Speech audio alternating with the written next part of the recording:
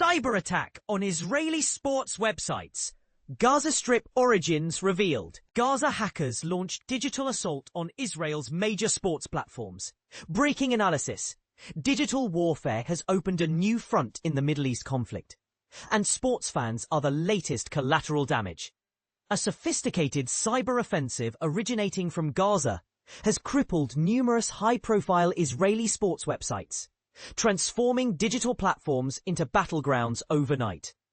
In what security experts are calling a coordinated and technically advanced operation, attackers successfully compromised the online presence of Israel's most beloved basketball organizations.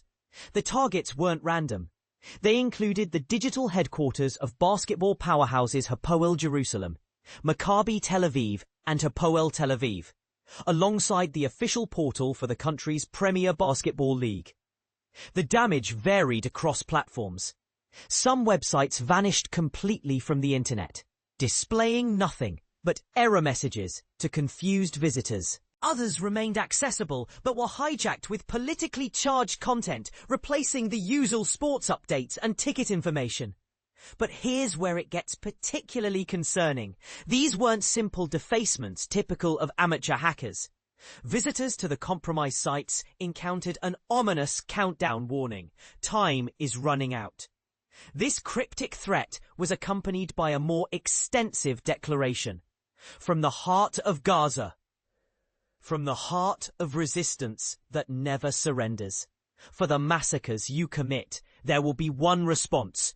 Resistance, weapons, and steadfastness until the very end.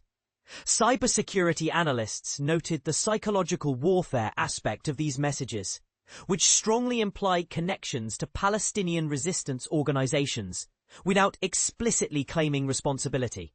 A tactical ambiguity that complicates attribution and response options.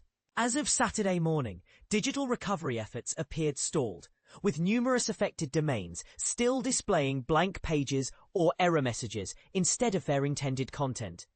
The prolonged outage suggests the attack may have caused significant damage to underlying systems or databases, rather than merely altering visible content.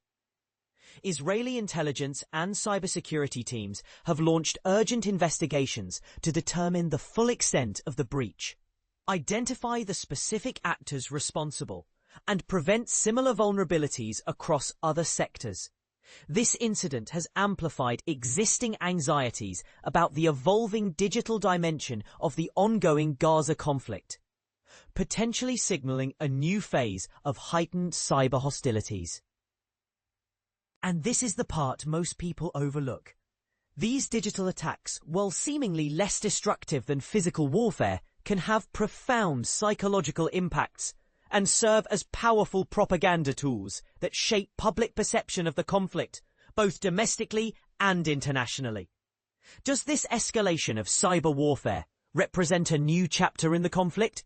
Or is it merely an extension of existing tensions into the digital realm?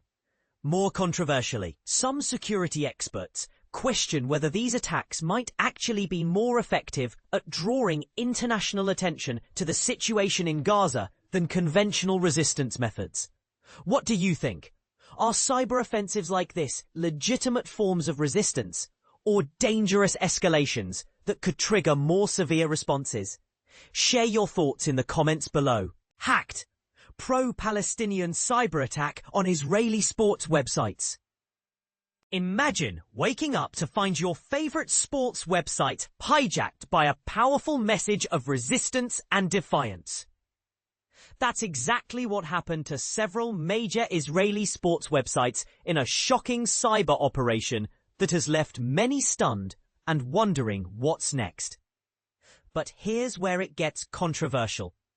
The hacker's message was a scathing condemnation of Israel's actions in Gaza, sparking a heated debate about the role of cyber warfare in modern conflict. In this bold and unprecedented move, anti-Zionist hackers infiltrated multiple popular sports websites, including official pages of leading basketball teams and the Israeli Premier League, broadcasting messages of support for Gaza and condemning Israel's ongoing actions. According to Israeli media, the attacks began late Friday and continued into early Saturday, leaving websites defaced with strong visual and textual content that left many in shock. The homepage of each targeted site was replaced with a message titled, "Cyberattack targets Israeli military supply chain, a growing concern." A shocking cyber assault has struck a critical supplier to the Israeli military, sending ripple through the region's security landscape. This targeted attack hit a company that plays a crucial role in providing essential supplies, including food and logistical support, to Israeli forces stationed in the Gaza Strip. In a detailed statement, the group responsible for the cyber operation revealed the formation of specialized intelligence units tasked with monitoring and assessing businesses that collaborate with the Israeli government. These units are on the lookout for any organization that aids what they term the Zionist war machine. The warning issued by the cyber wing is unequivocal. Any company or factory that supports Israeli military operations in the occupied territories will be considered a fair target for future attacks. This bold declaration is a clear escalation in the ongoing conflict, raising serious concerns about the safety and security of private enterprises involved in the region. But here's where it gets controversial. Critics argue that targeting civilian companies, even those with ties to the military, crosses a dangerous line in the rules of engagement. Advocates, however, see these actions as a necessary response to what they perceive as unjust policies and practices. And this is the part most people miss. This cyber attack is not just a technical feat, it's a political statement that highlights the blurred lines between civilian and military roles in modern conflicts. What do you think? Is this a justified act of resistance, or does it set a dangerous precedent? Share your thoughts in the comments below.